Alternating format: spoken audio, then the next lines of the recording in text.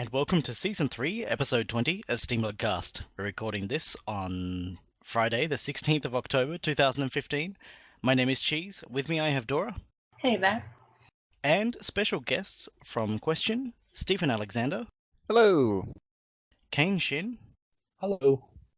And Jordan Thomas. Hey. Hey, thanks for joining us.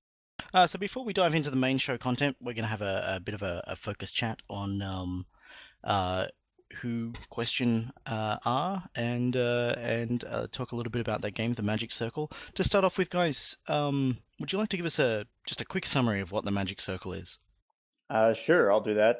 So the Magic Circle is the story of a legendary piece of vaporware, a game that's been going on for 20 years and still hasn't come out, and you're the hero of that. And you get sick of waiting for your story to start, so you decide to steal the game developers' sort of tools of creation and finish the game yourself from the inside. That sounds pretty succinct. What kind of history do each of you have in terms of like your background as developers and sort of how you came to end up working on the Magic Circle? Jordan and I met at Irrational Games, actually. I was working on BioShock 1, and he came on kind of in the latter part of that project. And then he came back during BioShock Infinite and helped out with the end of that game as well. And we worked really well together on a number of parts of that game, did a lot of work together on Fort Frolic and especially the very end of BioShock Infinite. And we decided after that game that it would make sense. We kind of wanted to keep working together and sort of do our own thing. And we formed Question based on sort of that desire. So I worked with Jordan at Ion Storm during Thief 3, and before that I was on Deus Ex, the second one. I knew Jordan a little bit, but not so much. And then I worked with him in 2006, and we worked really closely together, and it was probably one of the best experiences I've had working with a creative director. And life went on. We went on to work on other games, and I guess many years later, shortly after Dishonored, I went indie and I checked on Jordan to see if he was needing any engineering help with anything, and it turned out to be the Magic Circle, and it worked out pretty well. And I'm Jordan. I guess I'm the guy who was just referred to. Usually when people talk about you like that, it's because you disappeared or started a cult or something. So I don't really have much else to add other than I really wanted to work with these two guys. And we all needed a break from really serious, self-important games. And so we made something that is maybe a little self-important, but also kind of willing to mock itself. And definitely not very serious. So what led to the decision to use Unity as an engine? Like, what sort of shopping around did you do for tech? I had been doing experiments early on in Unity, just with some of my own side projects. And compared to where the UDK was at the time, I found it to be much quicker to get things up and running, to get an idea on screen, and just the tools for scripting were much stronger than the old Unreal script. I'm sure I haven't used UE4 really, but I'm sure that it's way better now. And plus, as a very small studio, the licensing structure, which means basically you buy the software and then they never take any more of your money, was hugely attractive to us because we knew we were never going to be, maybe we hoped, but we figured we were probably never going to be massive hit. So we knew that keeping as much of what we made as possible was going to be really important. So the Magic Circle, I guess, is a game about making games. Do you see it as primarily a form of entertainment or a piece of commentary on the industry and some of the facets that it has? Well, I think we started out with the intent to make something that was primarily, we called it a palate cleanser, this sort of lighter fare that would allow us to let go of all the angst that the sort of previous projects we'd been working on had kind of maybe we'd hit the glut moment with, and we're a little numb to. But the over the time that we spent developing it, the gaming industry and sort of surrounding media went through a lot of kind of traumatic phases. And so I think a little more seriousness, a little more commentary leaked into it over time, and it definitely is intended to needle elements of the industry that are due for a good ribbing and have been for a long time, but done out of love.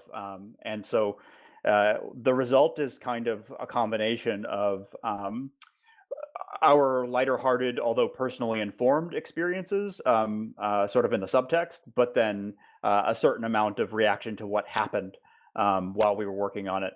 There's just no way not to be aware of what was going on in gaming at the time.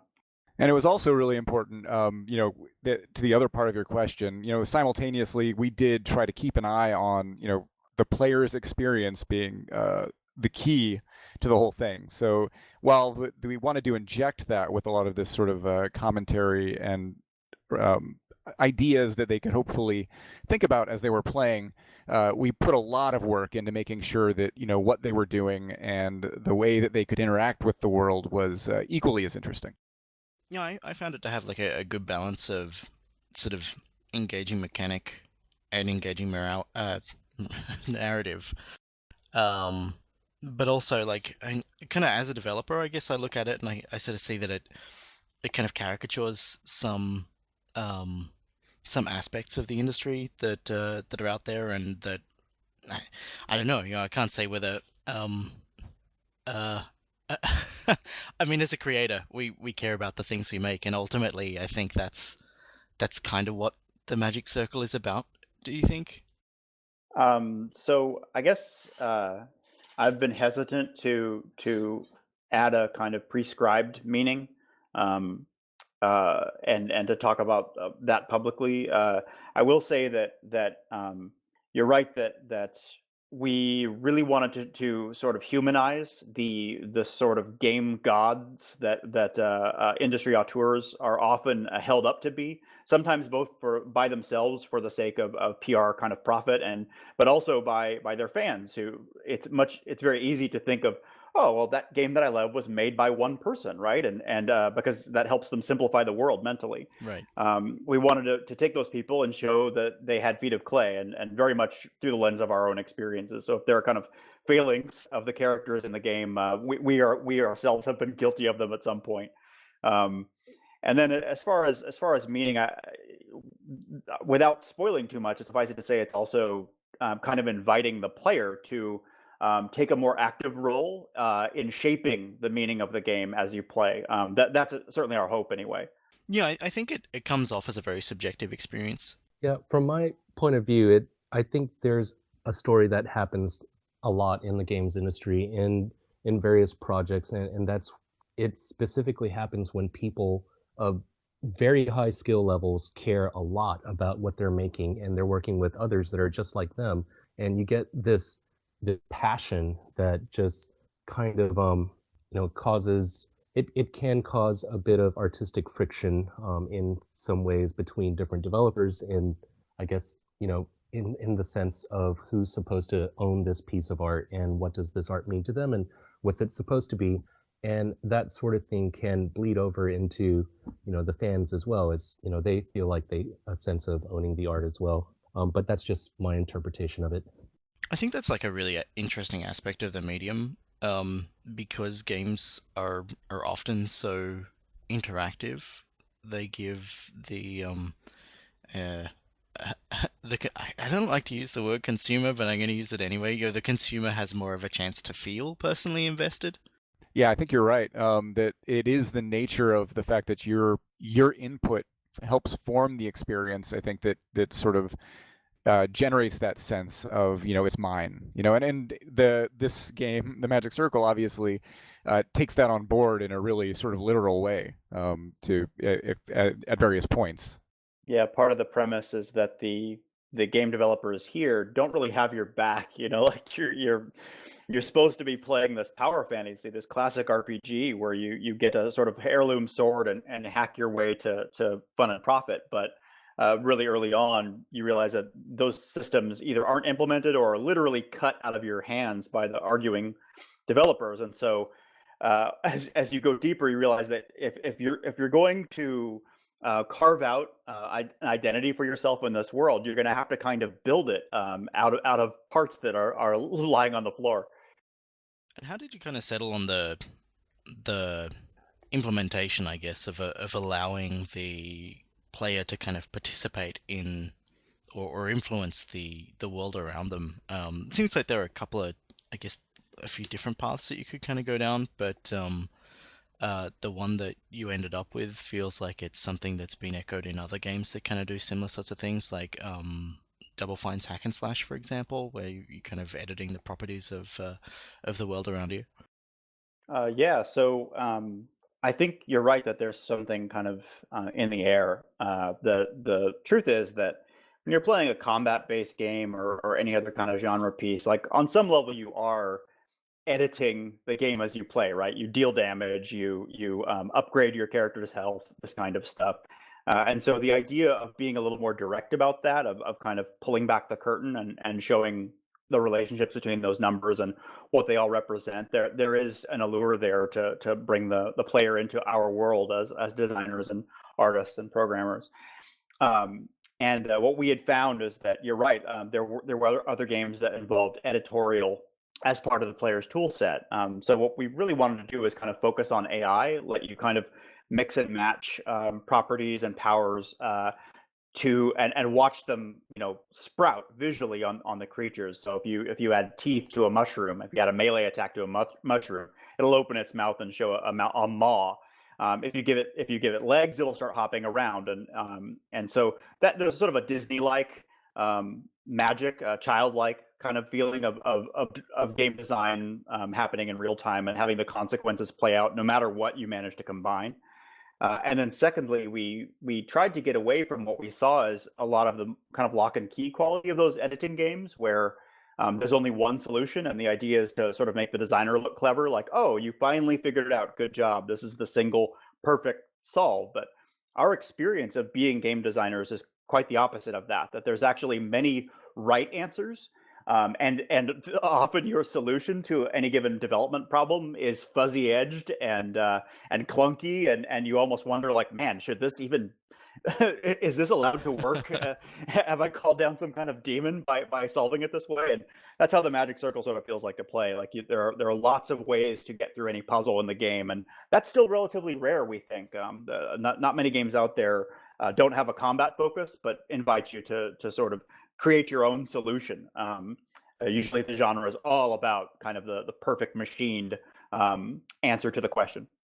Yeah, and for us, it was really important for the player to think like a designer and not necessarily like a programmer. So that system is geared towards that aspect of the player's thinking.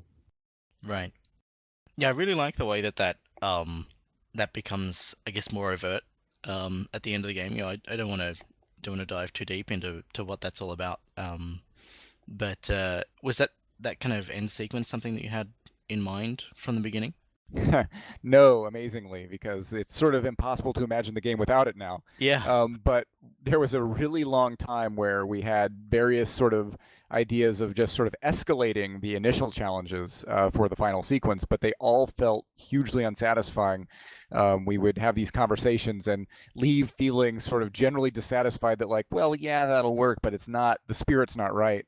And, we started coming around and saying, like, it would be, the best thing would be to, and without saying too much, let you build something, and so the more that then basically we sort of said, well, what could that kind of thing be? And I did a really quick prototype with my super hacky scripting abilities over like a day or two, and it became apparent really quickly that, wow, this could actually work. It ended up being a gigantic amount of work, done in the last probably 4 or 5 months of the project, but we think it was totally worth it. Yeah, there's no other way the game could have ended. And it was scary because, I guess we're just really bad at scoping. It would have been easier to just use the existing systems and make something that escalated, but it would have been wrong. Yeah, our alternative would have been just a black screen like, hi there, player, you bought a game about unfinished games. Guess what? I kind of really like the way that it shifts focus and encourages you to kind of be thoughtful about some of the, I don't want to say like design sensibilities as such, but to start to think about, you know, more directly, the game prompts you to start thinking about what game design is, and start. I don't want to say it gives you like an accurate idea of what making games is like, but it does. I hope it does encourage players to kind of think about, you know, what's involved and the level of like conflicting concerns that you have to worry about. Yeah, Yeah, we've actually are. Oh, I'm sorry. Yeah, the analogy that we use is rock band for musicians. You know, it's rock. Yeah. Well, Stephen, I'll let you finish. Kain said exactly what I was going to say. Basically, that is the internally, that's the way we think about it, is that the way that a rock band makes you feel like you're playing the guitar, you know, this was sort of to give you a taste in the same way of what it kind of feels like to deal with actually making something for a player. Was it interesting balancing the editorial aspect of changing the game, which sort of lends itself to sandboxness, with having a storyline? Yeah, interesting is one way to put it. I've worked on a number of narrative heavy games for many years, and at absolute best, the story and the game have reached a kind of armistice. Like they are eyeballing each other across the conference table and agreeing not to murder one another, but that's about as harmonious as it ever gets. And so to try and both comment on that while also enduring the specific challenges that one kind of demands of the other, it was unique. I've never lived through anything quite like it. The one glory with the Magic Circle is that when the player does something clever and makes the kind of world seem unfinished or gets to some edge and looks over, we kind of could embrace that here, because the whole point was that you are kind of escaping the confines of the limited world that the game developers have wasted 20 years to get to. Yeah, I think as a result of working on so many immersive sims, I now naturally try to break the story and see where things break with the verbs that they give me, just as a habit. I guess I sort of saw that in I mostly played the demo, but I guess I sort of saw that in the way you portrayed the developers in game as well. Yeah, in the sense of watching them argue over the over story versus game, or more in terms of the right. Yeah, we needed to embody. You know, we knew that the game with a 3-person team wasn't going to be hugely long in the absolute best of cases. So we needed to find a shorthand to sort of invoke different developer spirits, very extreme, exaggerated versions. Caricature was the word you used, and I'm definitely not. I have no defense. It is they are caricatures in a sense. To sort of talk about the different things that come up when you're working on a project of varying scales, you know, even ours. You know, we once or twice became our own joke, certainly throughout working on this. So Dora, you haven't played the full game. You've only played the demo so far. What kind of impressions did you get from that? For me, mostly I was impressed by the graphics and just the art style. I mean, it was really engaging. Thank you. And other than that, I suppose there wasn't a long story in there, but it did kind of pull me in and make me want more, so I might be picking the game up soon. Nice. Whee! Thank you. So I have the game, so I don't have the opportunity to go and play the demo. Is it actually a piece of the game's content, or is it like a little separate introduction, or? No, we would have loved to do the sort of Stanley Parable, like a separate piece of content for the demo, but it was just outside of the. I mean, we already bit off more than we could chew. So it's really, you basically play through the very first maybe 30 minutes of the game up through where you enter an older version of the game, and that's where it sort of cuts you off, but it saves your progress so you can pick up right there. Oh, nice. Yeah, I really like the kind of I guess sketchy style of that kind of first area that you're in. Oh, thanks a lot. That I love to hear that. I was the artist, so obviously whenever it resonates with somebody, I absolutely adore it, obviously, because the response to it has been generally positive, but there have been people who have said some very nasty things about the look. So Oh, I am always happy when it works for somebody. I mean, it actually looks legitimately like it's on pen and paper. I'm just really impressed by that. Oh, thanks. That was the goal, definitely. So it's good to hear that came across. so the game's got a couple of different aesthetics, I guess, that it explores. Did you have a favorite one that you were kind of working on, or when you were working on it? That's tough. I would say that, as is often the case, it was usually the one I was not working on at the moment was my favorite, just because you're always wanting to rove to the next thing, and the current challenges of the one you're on, you're like, oh, why did I do this to myself? But I think of them, I probably flip back and forth constantly, but I think I do really like the sketch world, even though I know it can become probably a little bit tiring, which is why I'm glad we have the sort of other elements to break it up, because black and white over such a huge amount of time for a lot of people is just, that's too much, even though we found ways to get color in. But I feel like I'd never seen anything really like it. And so when I hear that people actually enjoyed it, even though there's other games that I see stylistic echoes, I feel like the particular combination is pretty unique to our game. So I'm quite proud of it. It does feel pretty distinctive. I think by aesthetically, my favorite part might have been the kind of spaceship area. Whoops, I guess that's a little spoiler. But I wasn't expecting it, and the surprise of coming into that space and coming into that area and seeing what it was and how it was presented was like really exciting to explore. Yeah, I really dug that. You heard it here first. Video game contains spaceship. Batten down the hatches, everybody. But yeah, I loved that style too. I mean, it was that was a fun one to sort of on a technical level, especially to sort of build up, and it was also fun to make because you could generate the spaces so quickly. Obviously, for reasons if you've seen it that would become pretty quickly apparent. But there were really fun rendering challenges associated with getting that world to live with the other world in a seamless way, and that was and I love digging into graphics code and stuff, so that was a lot of fun to work on as well. And it obviously carries a certain nostalgic payload that works on me as well. I love the era that we invoke there is near and dear to I think all of our hearts at Question.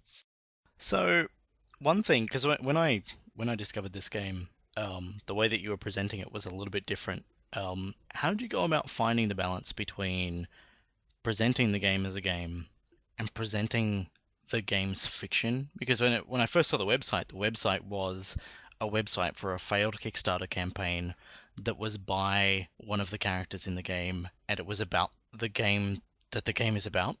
Am I getting too meta here? Is everybody following along there? Am I getting too meta here? I have an excellent answer to this one, which is that we didn't find the balance. Like the truth is that there are so many indie games out there that you sort of can't walk down to a corner shop without tripping over 6 or 7 really interesting ones that you'll never play. And they're all sort of shouting their features at you and have trailers full of kind of lasers and bombs going off. And so we took a very large gamble on going sort of cryptic and more kind of in fiction and a little bit method with it. And the people for whom that works, just like the game itself, honestly, it lands really hard and they love it and they write in about it. Just the fact that it sort of asks you to solve it a little bit and to find where the BS ends and the game begins.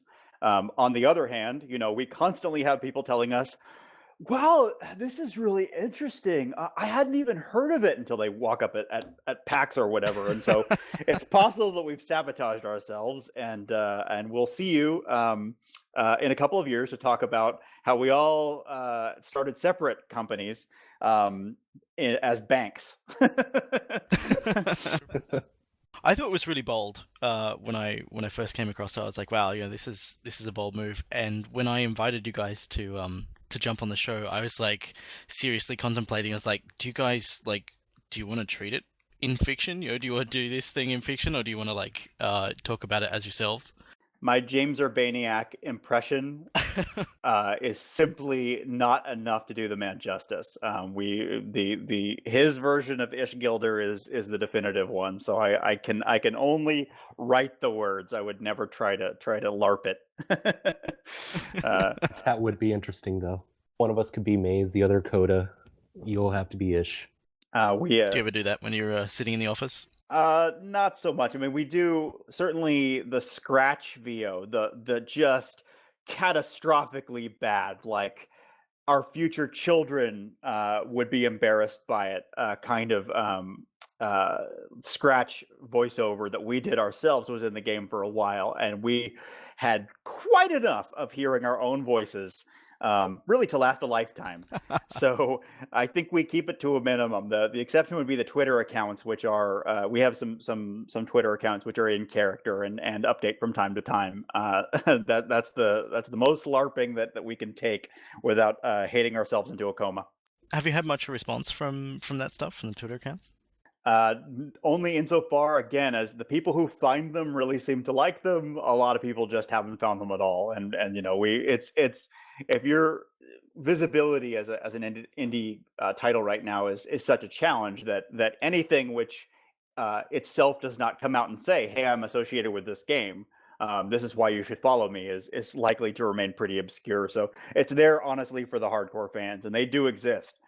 They found us at trade shows, and some of them are now immortalized in the game for having bought it from us in person. And we try to say thank you in any way that we can. Oh, nice. So, at what point did you guys feel that supporting Linux was something that you wanted to explore? I think it was something we always wanted to do, and it was just a matter of, like, none of us had a Linux machine. So one day I kind of got tired of not having a Linux machine, so I converted my MacBook Pro from macOS to Linux and had it then, and then found that bug which you helped me out with, and it was because of you that, you know, we now had a working Linux build. Yeah, I'd come across that with a couple of other games that I'd helped out, and you know, big thanks to Levi Bard, one of the Unity's Linux developers, who'd shot me out a quick fix engine patch that I was able to share around and get a few people past that hurdle. But yeah, it's like kind of it's tricky to keep track of like the patch updates for Unity, I guess. Do you find? Yeah, it is. And know that these things have been fixed. I know they're overloaded too, and I'm not sure, but I get the impression that Linux is probably very fractured to the point of, you know, just having to keep track of a lot of different moving parts. I think in terms of like, it's an interesting point of contention for a lot of people. I mean, I guess to me, when I look at it, I go, okay, most distros run the same kernel, most distros have the same drivers, most distros have the same window managers and the same libraries available. And with the Steam runtime, that's certainly even more true. But I guess it's a lot of opportunities for edge cases, I suppose. Yeah, I mean, we have problems already, even, you know, on the more on Windows or Mac with just, you know, different hardware. And Linux just adds one more thing that can be different. Right. And it's worth acknowledging that Linux is sort of one of the newest, or certainly the newest desktop platform that Unity has supported, and it hasn't had as much time to mature as the other platforms have. Yeah, it's good to see them focus on it. And so what kind of response have you had from Linux users who've checked out the game? Most of the response has been, my Linux build isn't working, and here's the flavor that I'm using, and here's what hardware I'm on. But as far as numbers, I think percentages might be 1% to 2%. Okay. I actually think it's maybe a little bit higher than that, Kain. But the thing that has really impressed me with the Linux community is just more so than any of the other platforms. I've seen people like jump in to help the other Linux users who have like a graphics incompatibility issue. It seems like that's, if we have issues, they're almost always around like somebody running an open source graphics driver or something like that that just doesn't have the OpenGL support that the game requires, and usually it can be solved that way. But the other platforms, usually we have to hop in and help out, whereas with Linux, we often see people beating us to the punch, where that definitely seems to be more tight-knit in terms of other Linux users wanting to see the game work for their fellow, Linux users. That is very true. I think generally, if and I guess I feel this too, is like if I've had an experience and something a hurdle I've overcome or some perspective that I have is of value, then why not share? Why not look after anybody else that might be encountering the same problems? And I also think that, like, just from the little bit of exposure I've had, that by nature, Linux users seem to be a little bit more oriented towards problem solving, and so they seem to sort of relish it a little bit. Yeah, maybe. I know I like the game resonated quite a bit with me, but like I said, I do a little bit of development as well, so I kind of I don't know if that gave me a different angle on it, but there were certainly things I looked at and kind of went, yeah, I can see what's being talked about here. Yeah, I mean, since we do get people posting in some of the forums saying, "Wow, this game was great," and I really enjoyed it and stuff like that. Those people don't usually tell us what platform they're on, so it's pretty hard to tell, what they were actually playing on. So, like Kain said, the only time we ever really know what platform somebody is on is if they have an issue, because then it becomes hugely relevant. But I would say that when I look at it, it looks like our Linux sales are somewhere near our Mac sales. So in terms of just pure, like, the number of people who engage, it's definitely seems like it's been worthwhile from my point of view. That's always good to hear. And we've been lucky in that a few Linux-based publications and podcasts have found us and said, like, hey, here's our thoughts on the game. And their impressions have generally been positive, although also very candid, right? So calling out our strengths and weaknesses in a pretty fair way. I kind of feel like the Linux gaming media is it feels like it has a different character to the kind of, I don't like to use the word mainstream, but I'm going to use it here. The more mainstream stuff. I guess Narita's just said in chat that it's very grassroots, and I totally see that. Is that all of our our publications are people who are passionate about what they're doing and generally doing it in their free time or what have you.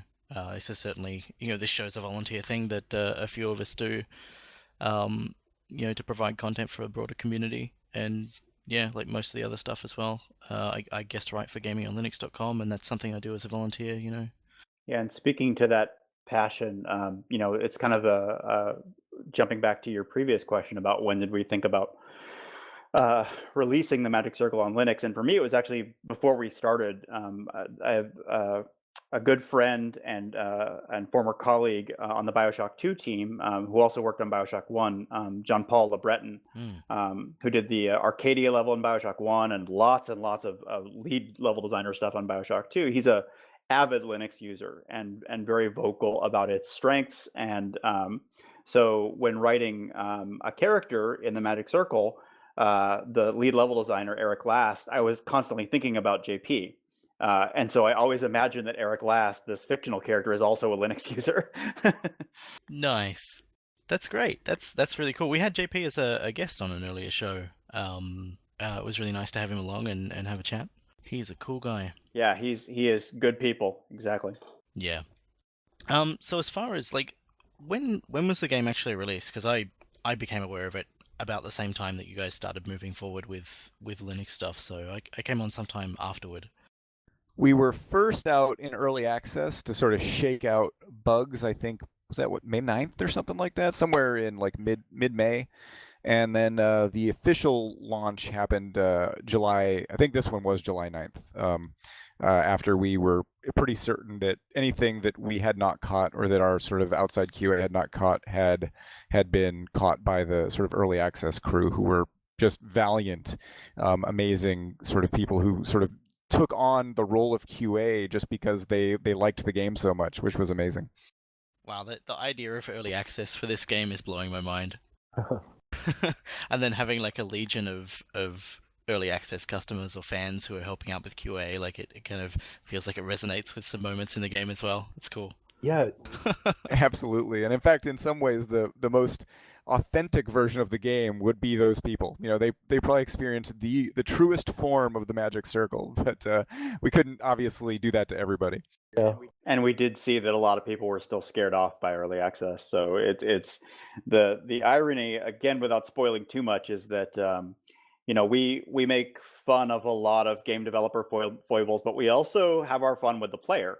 And these early access testers are kind of like the shining exemplars. They're the ones who it is difficult to criticize because of that valor.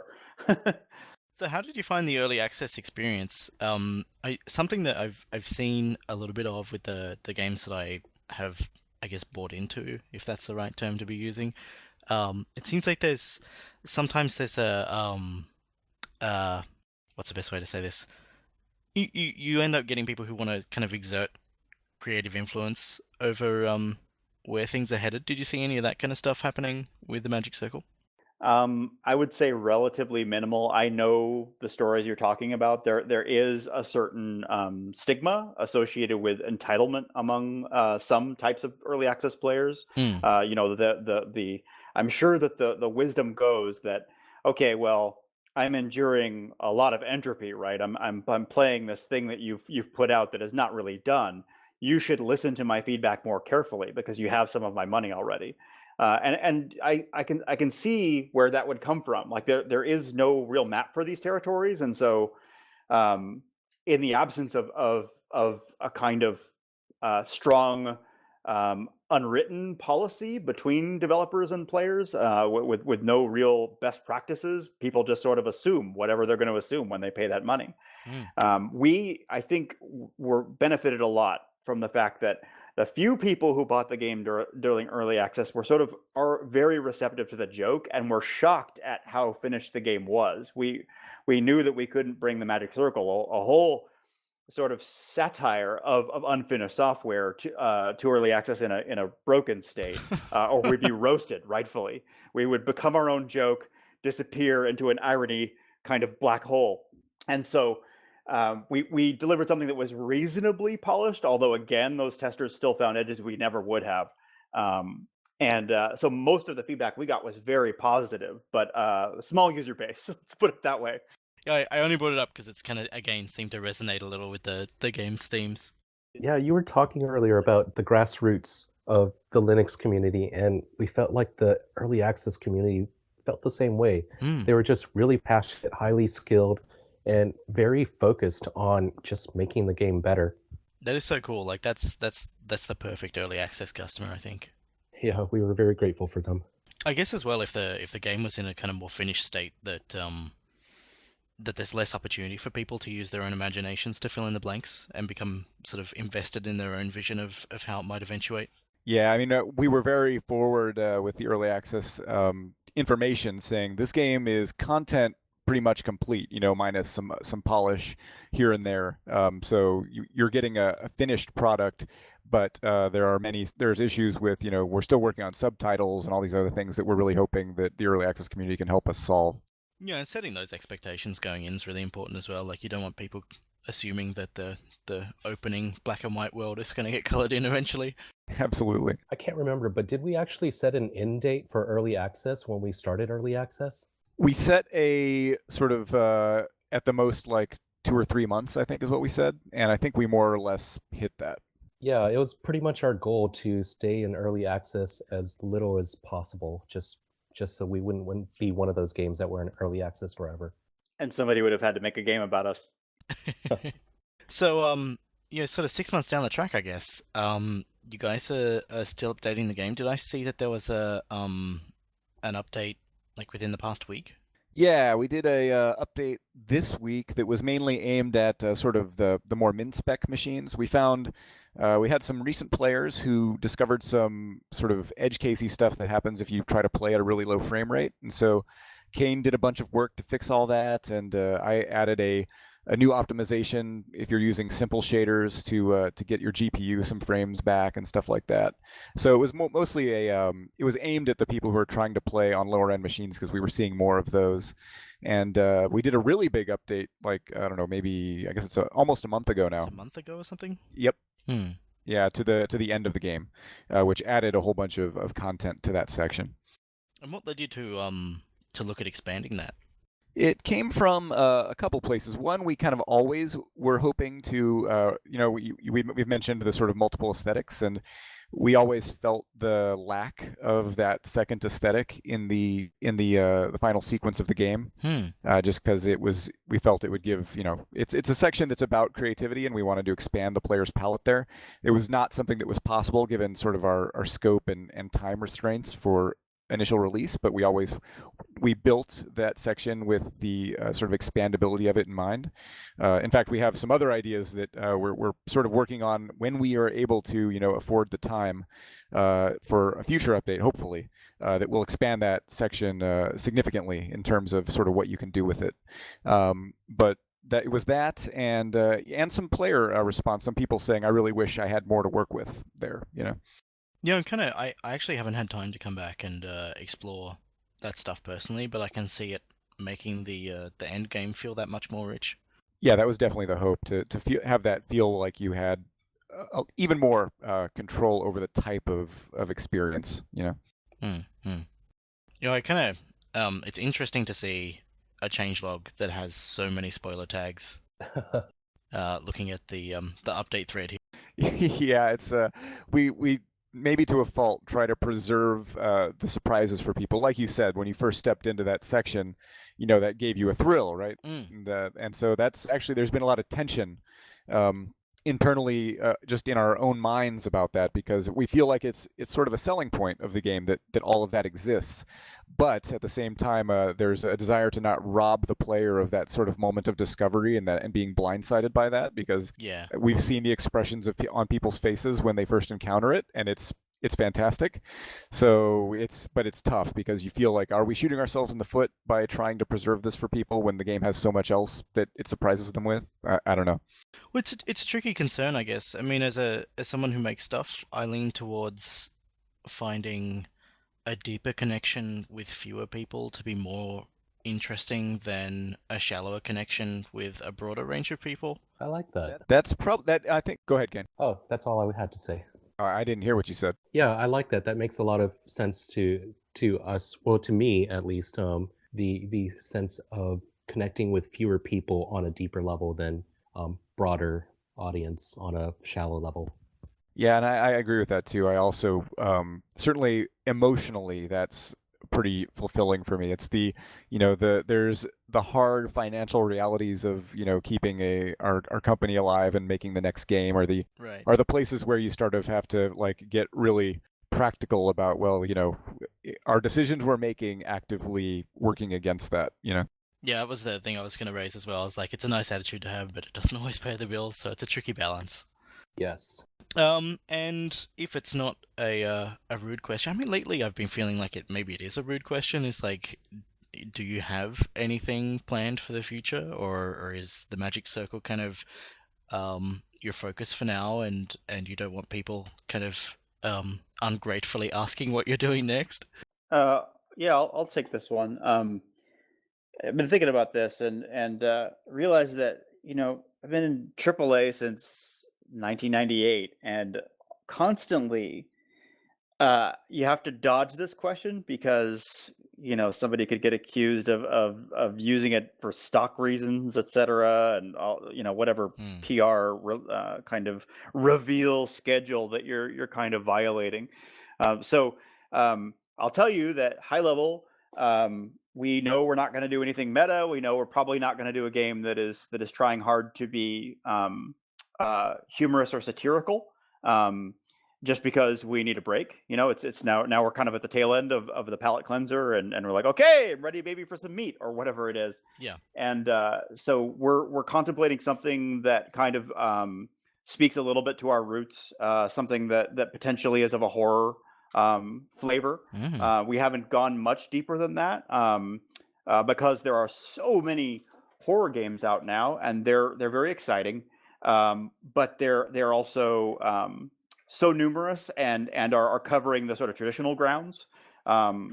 So we're looking for a kind of unoccupied scare, something that's less mind, and that may take us a while, and we may still not go that direction at all. But that's kind of where we're at the moment. Yeah, cool.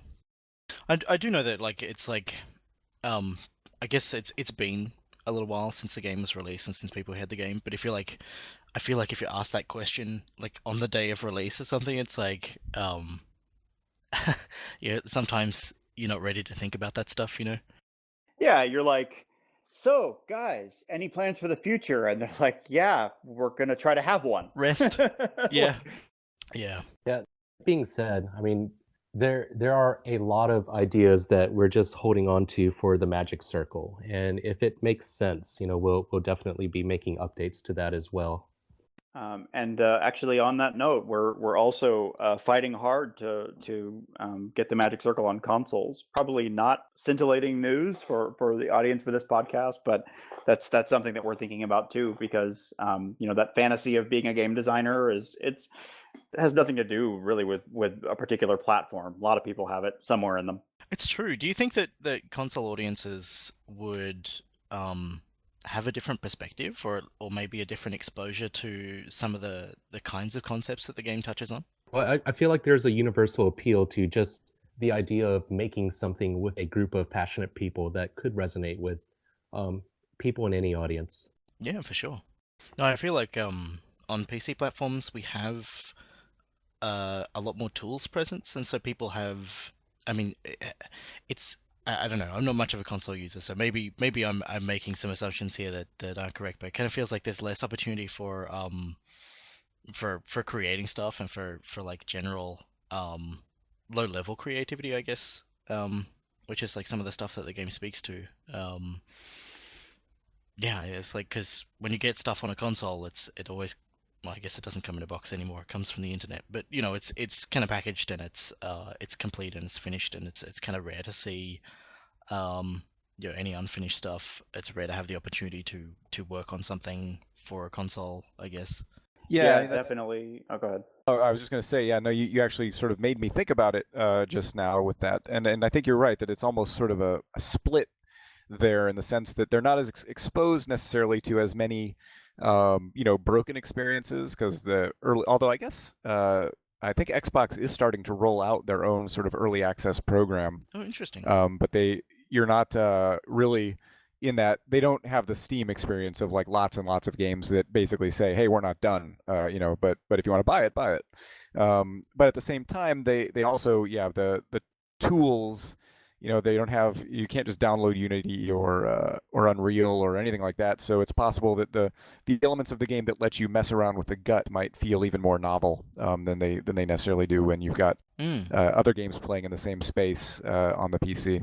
Yeah, that's what I was thinking. But I guess at the same time, like anybody who uses a console has access to the internet generally, and is probably aware of failed Kickstarter campaigns and the kinds of, as you were saying earlier, like auteur-driven projects that or attempts to revive nostalgia for projects that may or may not have been successful. Definitely, and they've lived through unfinished games. They've lived through the sort of hype cycle, arguably in some ways worse than the PC Linux and Mac space, or rather Windows Linux and Mac space. I keep reminding myself to correct that one. Thank you. It's appreciated. But that notion of like I can make this better is something that you have as a fan, whether or not it's actually true while you're playing, and I feel like that comes from a place that now Minecraft is tapping into. We're very conscious of the fact that idea of sort of rewriting the game from the inside is something that Minecraft has in a lot of ways kind of dominated for a long time, and so we're hoping that there's still nobody who's kind of trying to do that while telling a meaningful story and sort of discussing the industry figures using fictional characters. So hopefully that feels like their Minecraft skills might put them in a better sort of psychological space to play the magic circle. That's an interesting thought. But that there's something that they wouldn't have seen coming in the form of like, oh wow, the developers are kind of really here, flying around and failing in real time. Yeah, for sure. I guess that was another thought that was in my mind, is that if you know, as we were saying earlier, it's like it could be more novel. It could feel a little bit more unexpected and a little bit more fresh. Yeah, I would hope so. Anyway, that would be the sort of the gamble of being on console, because obviously the audience, I'm the console audience doesn't seem like it should be terribly different from what you find on desktop machines, but I'm sure there are the tastes probably if there's somebody out there who's done studies on it, they can probably point to variants. Yeah, I think it's changing rapidly at this time, because I've been paying a lot of attention to Mario Maker, and that seems to be really, really popular with a lot of folks. And I couldn't have predicted that. It seems like a very non-console thing to do, and it's selling probably because it's Nintendo. That being said, Little Big Planet. Well, it's Mario, Yeah, it's Mario. And Little Big Planet had an editor too, but I don't think that took off as much as Mario Maker, and probably because of the Mario factor. But it's it seems to be edging in. Right. I think Little Big Planet's I think the user created content for Little Big Planet was quite, or at least the people I know who played it were quite into it, and there seemed to be a lot of content that people were making and being excited about, but it just doesn't have the kind of brand presence that Mario has. No, that's true. In fact, I made a Little Big Planet level that I was quite proud of back when I was at Irrational. But yeah, and it was a mixture of some really amazing stuff and then people just building, achievement machines. I guess, do you feel like Little Big Planet is a little bit more open and analog, I guess, with the what it lets you create, and Mario's got very specific palettes and very specific kinds of gameplay that it exposes? Yeah, I get the sense it has very strong constraints that force you to design a certain way. Yeah, that did seem to be a goal with Little Big Planet, was opening the tool set to allow you to, build things that weren't necessarily platformers, especially maybe with the second one, whereas Mario seems to really embrace, what Mario is at its core, and it's not a game about deviating from that. I mean, people still do, but then that's creativity, it's how things work. Oh yeah, you give people any kind of tool set and they will find a way to make, the thing they want to make, which is sort of what we think is exciting about, what we might be able to do with the end of our game. That was something I was going to ask as well, was as far as the end goes, do you guys have any ability to see what it is that comes out the other end that players are coming up with? We do, only if people send it to us, because Okay. It is saved in a little file that you can just, it's a small file. You can zip it up and send it. Don't even need to zip it. I think it's very small. And so we have seen what some people have made, because they'll have, somebody will have encountered some really weird edge case bug with it, and they'll send it to us, so that we can, find it and fix it. And that's pretty fun. It's pretty cool to go through it and check it out. And because of that, that we have some sort of longer term plans that may never come to fruition, but to make that more central to that experience. It would be neat to kind of be able to sort of share and see what other people are creating, I guess. Yes, very. Yeah, we're kind of constantly standing at the exact midpoint between a million things that would be neat. and so a very small subset of those also lead to survival. Yeah. So we're trying to sort one from the other right now. That's totally understandable. And yeah, I mean, you were talking about scoping earlier, adding in any kind of sharing functionality. That's a big scope jump. Yeah, that was it was definitely something that we wanted to do in the beginning, or not at the beginning, but the beginning of the end. Yeah. Wow, that sounded ominous. And that's normal, things fall by the wayside. You find your critical path and you work out what's on it and what's not on it, and you make something, Yeah, and otherwise you end up being ish. Exactly. Yeah, you got to know when to sort of to make the hard cuts, and that was one though that we made sure that that the sort of the foundation exists that would allow it. And now it's about the time and the money to to expand in that way. Sure. Yeah, absolutely. So I know we already talked about the art briefly, but I'm kind of curious, since you're a pretty small group, what What are your roles in the company, and what would you say your strengths are with game development? I'll start. Sorry, Kain, I just stomped on you there. You start. So I was the art guy, and a little bit of code here and there. Right. And as I would say, my personal game development strength is it's sometimes it can sort of stab me in the back, but it's a desire to sort of always expand beyond my borders. I always want to do more in more areas. I'm not the kind of developer who would be happy, like just zeroing in on, say, character building and just refining that skill set until I was the best character builder out there. I kind of want to do everything, which allows what we're capable of at Question. It gives it, on the art side, a little bit more room, but it also means that we might be missing some of the sort of extreme polish on some of those fronts, just without the ability to bring other people in, which is something we intend to do for future projects. Yeah, and I'll add that Steven did the shader code. He's probably the most well-rounded game developer I've ever worked with. He just kind of does all the disciplines. My role in the company is mostly engineering, so the AI systems, gameplay systems, movements, UI, that was me.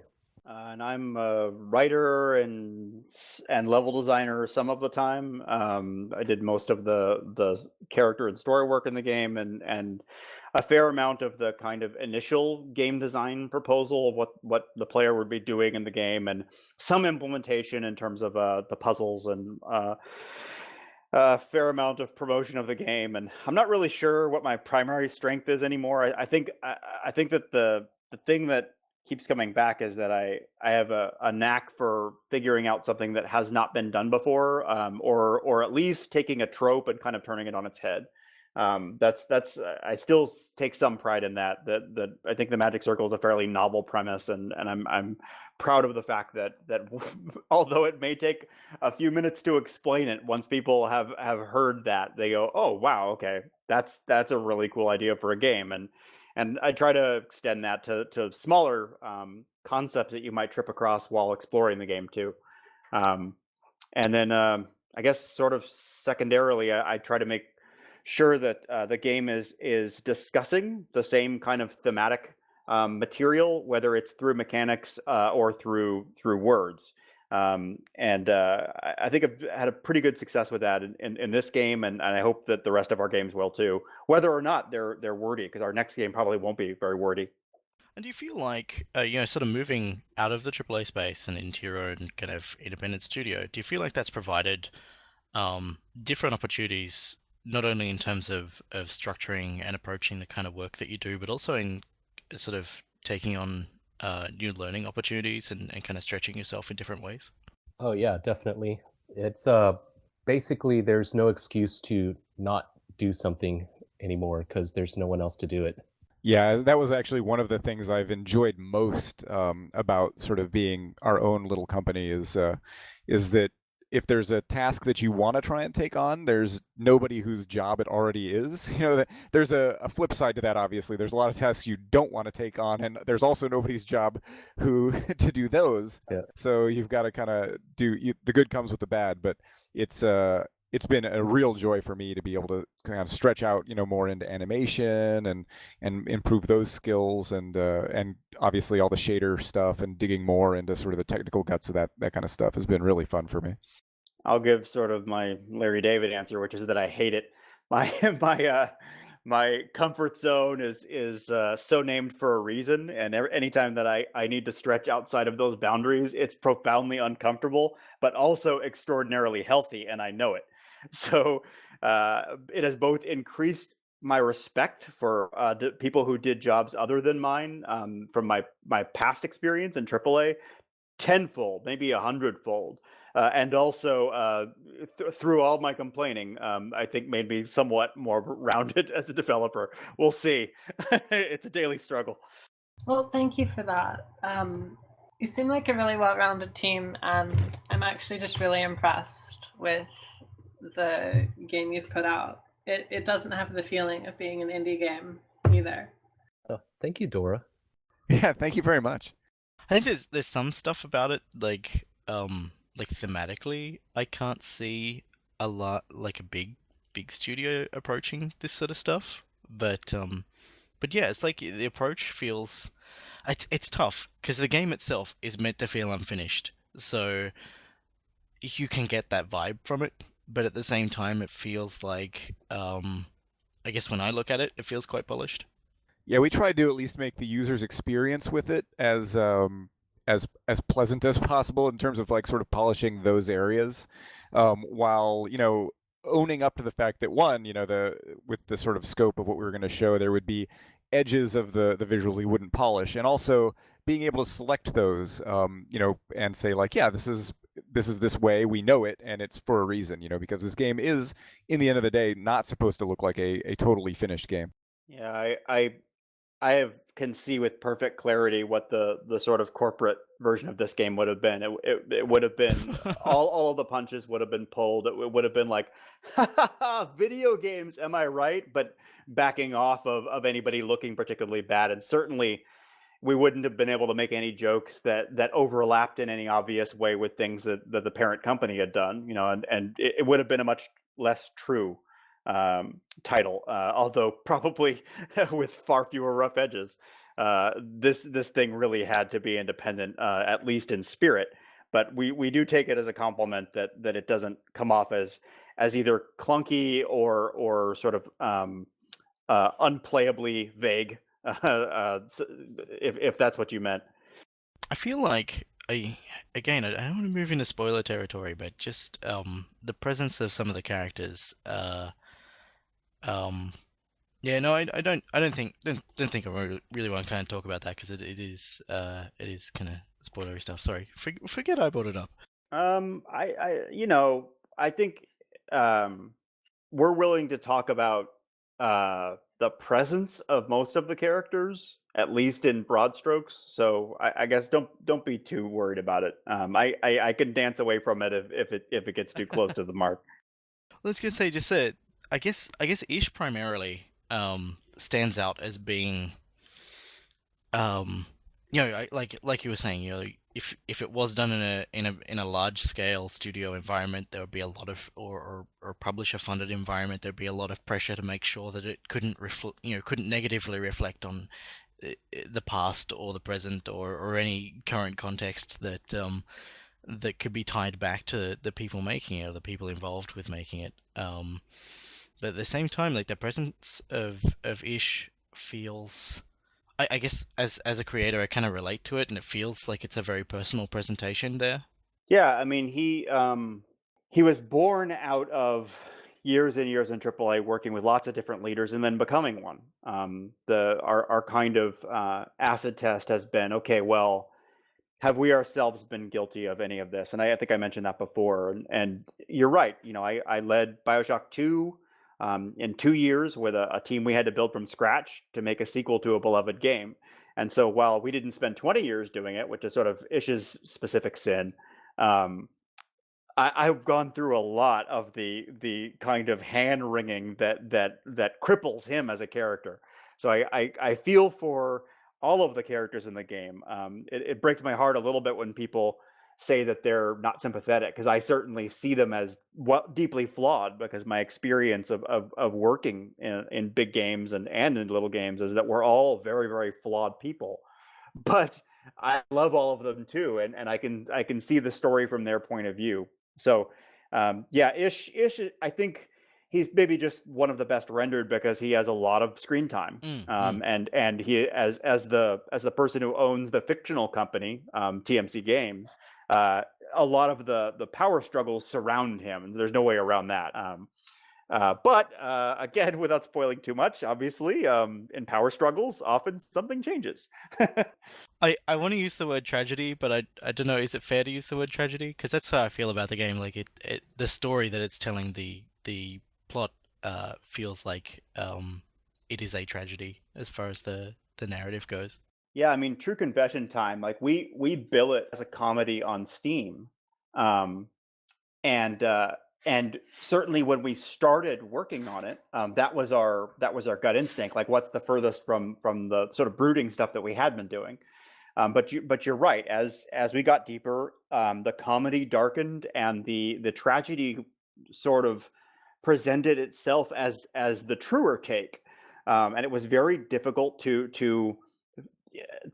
cleave to the word comedy for no reason and cripple the story. So the only reason why it doesn't say something like tragedy, comedy, you decide on Steam is because that seems really pretentious and annoying. So we just sort of walked away from that, and I'm hoping that people sort of decide what it is for themselves, regardless of what it says in marketing. Yeah, I kind of feel like if you come at it from a different perspective, that you're probably going to appreciate it differently, and you're probably going to empathize with different characters. But for me, I like Ish kind of resonated a lot. But I can imagine that maybe for people who aren't or haven't been involved in any kind of creative context where those sorts of concerns are very present, maybe maybe the intern is the character that they might relate to more. I don't know. Yeah, it's interesting. Yeah, that's really interesting because I felt that Maze and Coda were versions of myself at various points in the industry. Ish was only third person. Sechka in the chat says James Urbaniak is such a strong voice actor too, and that's exactly right. You know, I think the text of Ish read differently would come off much less sympathetic, and he does certainly have moments of vitriol, but James really humanizes Ish Gilder in a way that I could never have seen coming, and I'm just over the moon that he said yes to be in the game. Yeah, and you're totally right that as an actor, he has fantastic presence. Yeah. Yeah, and you're absolutely right that people's point of view totally colors who they find sympathetic, if anybody. You know, there's some people who are like, I didn't like anybody, and then there's people who love everyone, and then there's people who, you know, like the one that I hear a lot is that Maze is the one that a lot of people, you know, most like. I think mainly because she is oftentimes voicing sort of the player's perspective, you know, or a certain type of player's perspective for sure. And you're right. Like I think the more that you've personally sort of struggled with, you know, making something, the much more sympathetic Ish becomes. Whereas if you're the kind of person who doesn't necessarily do that with their time, then you're like, what's wrong with this guy? You know.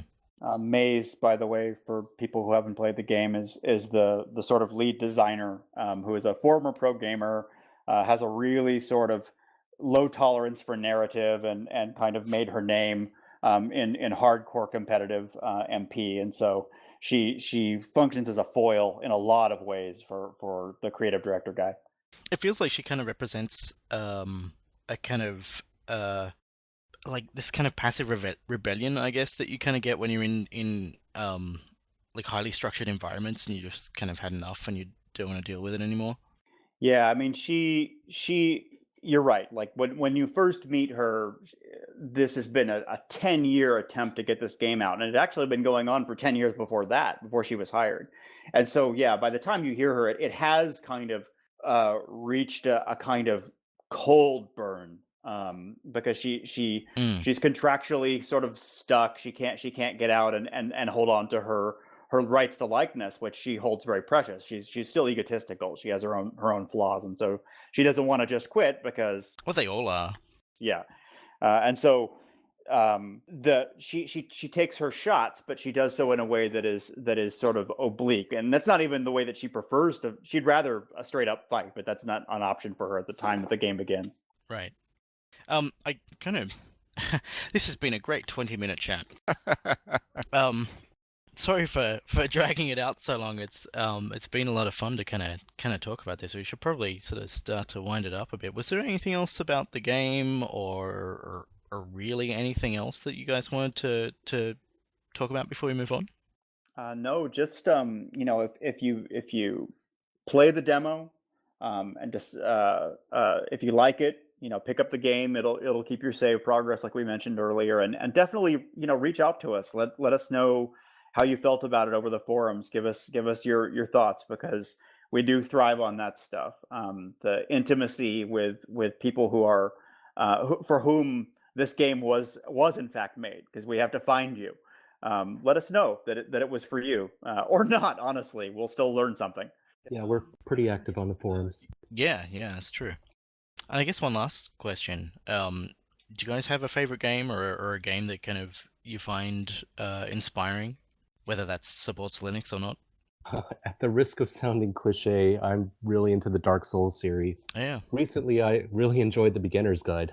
Yeah, as far as that is a scary question to me. There's so many games that I find inspiring for various reasons that it's often like, what was the last thing I played that was very good?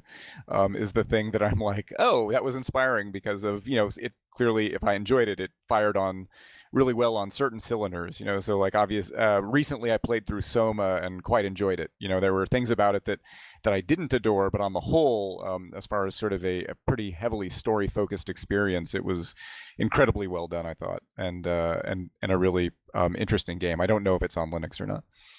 I believe it is. I haven't played it. I kind of scary games and me don't get along so well. But yeah, I believe it's here. Have you had a chance to look at that at all, Dora? Look at which, sorry. Soma. I haven't. Yeah, I'm not much of a scary game person either, I'm afraid. Yeah. The funny thing is, neither am I. And I watched Steven play, and it wasn't scary. It might have been because Steven was making all sorts of wisecracks that sort of lightened the mood, but it didn't seem like a scary game. And it might have also been that I wasn't actually playing it, so I was detached from the experience. Yeah, I have like this. But it was a great story. Sorry, Kain, I stomped on you again.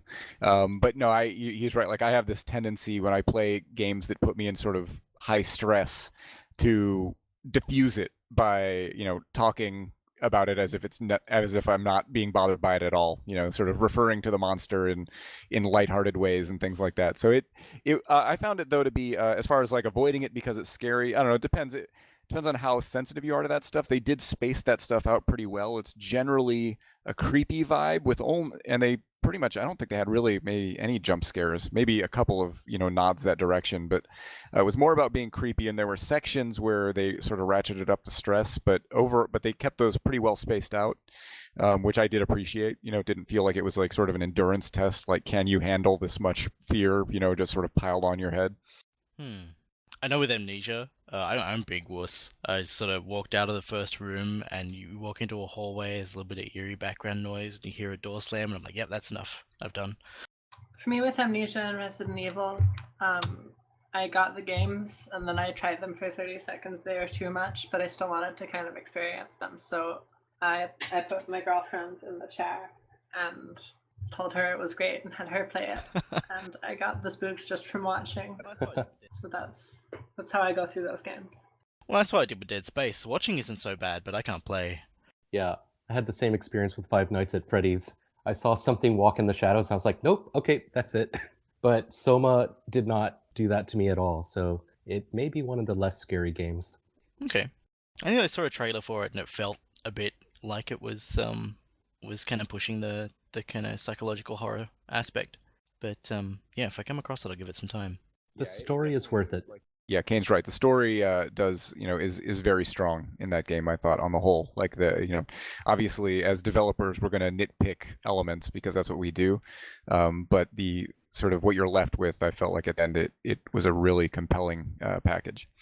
And then for me, I play all the big RPGs like the sort of Divinities and the Pillars of Eternity, and I adore those. But a smaller game that is still very popular with the indie crowd, but maybe people haven't necessarily heard of is Darkest Dungeon.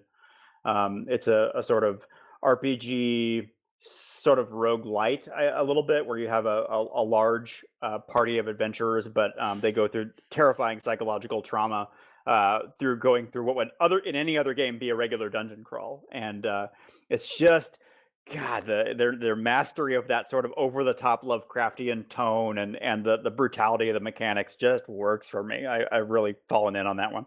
Nice. All right. Well, on that note, let's wrap up the chat section and move on to our more regular content. I guess we'll have a quick recap of what we've been playing lately. Dora, what have you been up to? Well, mostly I have been playing The Binding of Isaac. A cool person from SteamLUG IRC gave me a copy of Rebirth. I used to have it for Windows, but I haven't been able to play it on Linux until the new version came out, and then I didn't have it for years. I've been having a lot of fun with that. Just going through reminds me of the old Zelda games that I miss. It's funny, I kind of never really... I've not played Binding of Isaac, but from what I've seen, I never really would have picked up a Zelda vibe from it. That's kind of interesting angle. For me, it kind of feels like Oracle of Ages and Oracle of Seasons, if you've played those ones. No, I haven't. Well, but in any case, it's also a procedural roguelike and so on, so it's not exactly the same either. And Stephen, what have you been playing if you have time for games, as far as what you've recently played? I've been playing like I said, Soma recently. We've been sort of toying around in some of the more survival-oriented games, so we've had some time for that. So Jordan and I were playing the Forest multiplayer, something else that we were quite enjoying, especially as sort of a multiplayer experience. And I tried out Ark a little bit because again we were looking in that space to see what people are doing. And just downloaded the DLC for The Witcher 3, and I'm probably going to be digging into that pretty soon as well. All right, it sounds like Jordan's about to disappear. It would be cool to just grab a quick goodbye so that we've got something we can tack on the end of the show. Absolutely.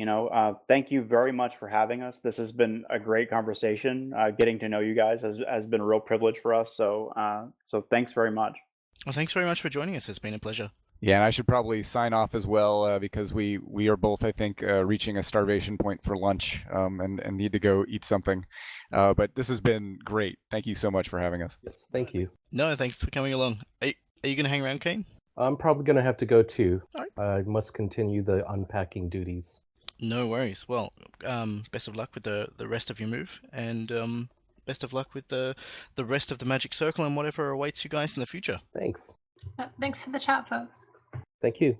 Our pleasure. Hopefully we'll be able to return and talk to you about that kind of stuff. Cheers. Yeah, thanks, guys. Cheers. Oh, that was fun. Yep.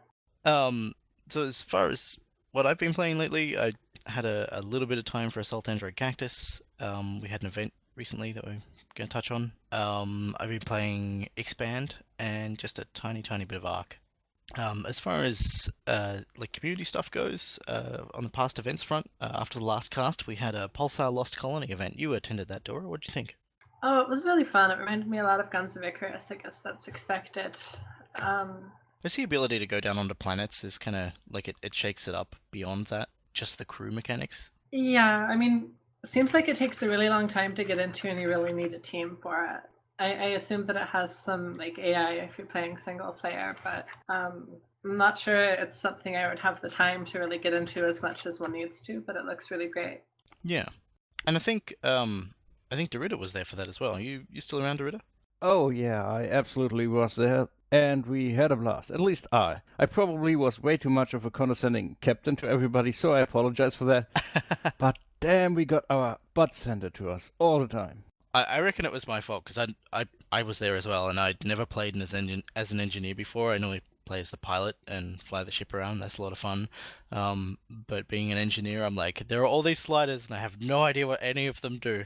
That was hardly the problem. It was like, oh, we're getting shot at, and our shields are instantly gone. We took the newest ship, which See, I probably turned them off.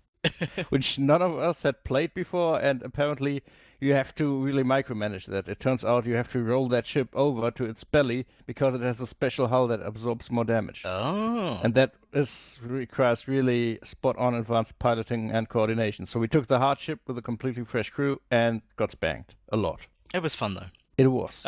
We also had Robot Roller Derby Disco Dodgeball, a Skullgirls event, and the Solid Android Cactus event. Did you guys make any of those? I hopped in briefly for the Skullgirls one. It was pretty fun.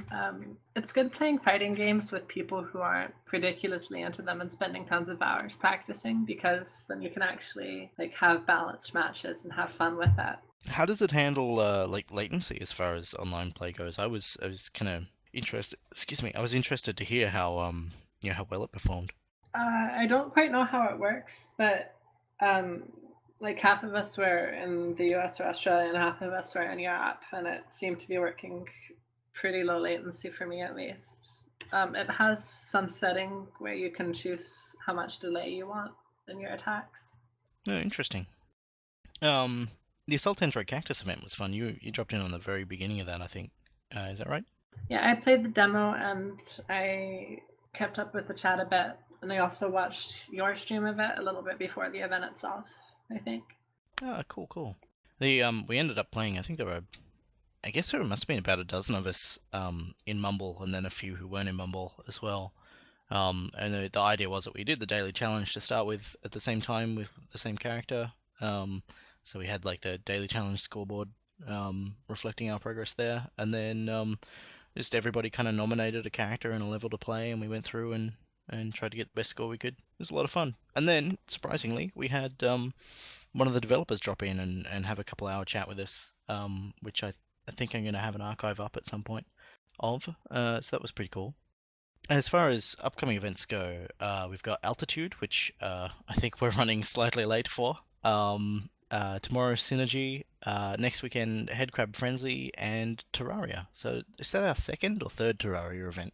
I have one of these games. It's our second event. That should be fun. Are you planning to use the same server and the same progress from the last event? Do you know? I think I've already given it to Space Pope. He should have it. I don't know if he has the server still hosted, but I guess we can get it running until the event. I hope people didn't level up the characters and we can start off from an even level the way we finished. Yeah, that'd be cool. As far as other community stuff goes, I found time to sit down and have a nice long chat with the developer of Expand, a game I mentioned earlier. I think I might mention it a little bit last cast as well. But for anybody who's interested, there's 2 hours worth of insightful developer commentary and discussion, ranging on a whole stack of topics. It's a lot of fun. And also, GamingOnLinux.com are hosting a game jam, which I think is going to start next week, October 19th, so 2 days away from time of recording. And the idea is that Linux users will be able to make a game that runs natively in Linux on their own or in teams, using their own tech or a pre-made engine, and just try and make what they can within the space of a week, I think is the time frame. Well, that sounds really fun. Yeah, so if anybody's interested in participating in that, then keep an eye and see how things go. I'd love to participate, but I think I'm just not going to be able to find time this month. It's been a very, very full month for me. I see if I can make that jam. I recently made a really crappy little Space Invaders clone in like a week on off time, but that seems like the scale I can manage for that, if I can manage anything. What did you make that in? In Godot. Oh, nice. It was just like a little training exercise for me to familiarize myself with the engine. Yeah, it's good to have little projects to kind of cut your teeth on before you dive into anything of scale. So on Steam and Valve news, people have been receiving some of their Steam hardware today from the stuff that's been pre-ordered. I see a lot of people celebrating that their packages have arrived, and a few people celebrating that they have something to be angry about with their packages not arriving. That's exciting. Have either of you got hardware that you're waiting on, or have received, or are looking forward to? No, not yet. I did not consider pre-ordering that hardware a good idea. I'm just waiting for this for all the first-hand experience from the early adopters to see where this goes, and it seems like the Steam controller is good enough for me to get now, but, well, I wasn't willing to put down all that money to test stuff. Yeah, I think they weren't even available here. They didn't allow us to ship pre-orders to Australia, so wasn't really any options available to me. And I have spotted that a couple of people have had trouble getting the Steam controller working on some distros, so we'll pop a link to some instructions for Ubuntu. Should be easy enough to adapt to whatever distro. Just looks like it's a UDEV rule to make sure it gets mapped properly. I hope I can pick up one of those controllers in a store soon. I'm kind of waiting also until other companies start making slightly cheaper ones, hopefully. Absolutely. GameStop is already putting up little booths for Steam hardware, so you should be pretty much able to go in there and pick one off the shelves. That's definitely promising.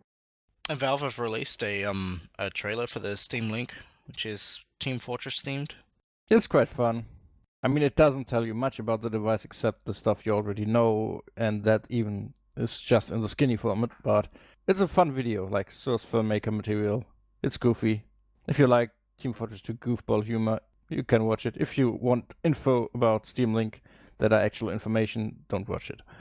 If your number one fantasy is seeing the Scout and Miss Pauling playing games together on a couch, then this is the video for you. Or the spy in the bathtub. Oh man, I didn't even notice that. That is brilliant. That's pretty funny. That's 17 seconds in for anybody who wants to pause on that and make it their wallpaper. Yeah, several news sites have been covering their early pre-order versions of Steam machines and other Steam hardware. One notable site is Ars Technica, which looked at the Alienware Steam machine, and while their overall opinion on the software was favorable mostly, except for the usual parts where it's quite clear that Linux does not have as many games, and so SteamOS does not have as many games as Windows, and them asking who that device is for, the hardware did not seem to convince all that much, especially on the front of price point, where it's quite silly how the Alienware Steam machine does not even properly price match evenly spec'd Alienware computers of that same line that are unbranded, that are not branded Steam machines, and come with a Windows copy that has license fees attached to it. Yeah, wow. So yeah, it seems like they are pocketing most of the saved license fees for Windows for themselves. And this is not how you deliver a competitive, interesting-looking Steam machine. Yeah. Let's see what the other hardware vendors are delivering. Yeah, that's certainly going to hurt them. I mean, I get that the primary market for Steam machines is going to be people who want to have a Steam branded device in their house, but yeah, I guess you're kind of cutting yourself off from a lot of market if you're not, if you can't even price match equivalent hardware in a normal machine. That's pretty sad. Yeah, but it's Alienware. I did not expect them to deliver the token Steam machine that is really good and well priced, and everybody wants that. Because Alienware is Alienware. It has been poor before Dell bought it, and it has been Dell after Dell bought it. So that's all I'm gonna say about them. Yeah, it's true. It's so true. It looks like Valve have also been changing the listing of games that had the SteamOS icon previously after changing it from the Tux icon. Yeah, this is interesting. So games like Starbound that have good Linux support, but not really controller or SteamOS support necessarily, aren't being listed for Linux or SteamOS because it's just the same header now. Yeah, it's kind of there doesn't seem to have been any communication from Valve about what this is all about. But yeah, it's slightly disconcerting.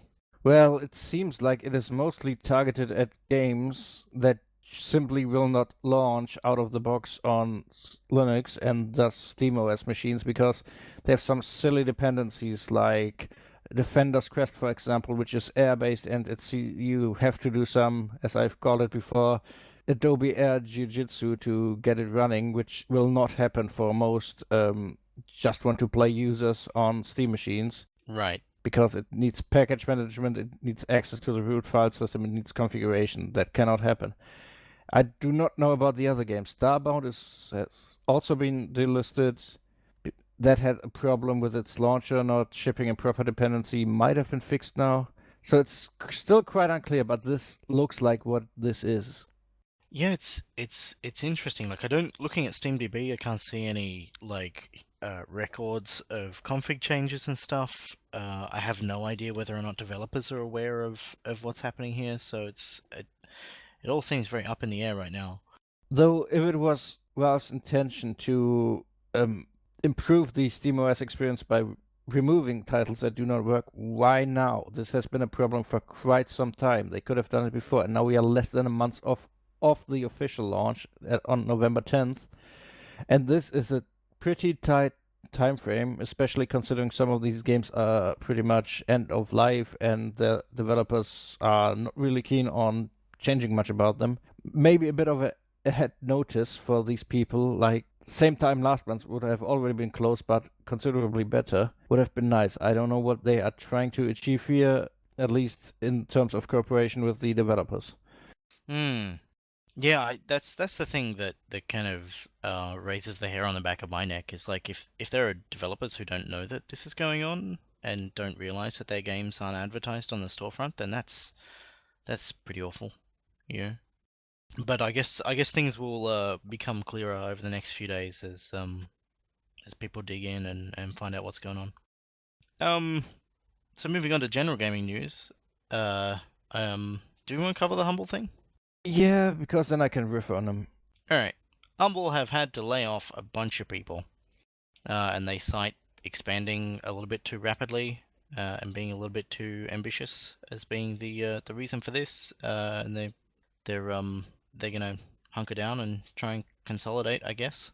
From some talk I've heard about that, some of the internal porters which were affected by that, basically all internal porters, didn't even properly know. The communication on Humble's side was apparently very poor about that. Nothing new there. Yeah, and as I am still, at least officially, one of the internal Linux board testers, volunteer people, I haven't had any email about that. In fact, fairly recently I had an email that says, "We want to up our game on the porting side. What is your problem with our current process? What could we do better?" I got that. Wow, really? After... Not long ago, yes. Wow, okay, alright. Yeah, okay.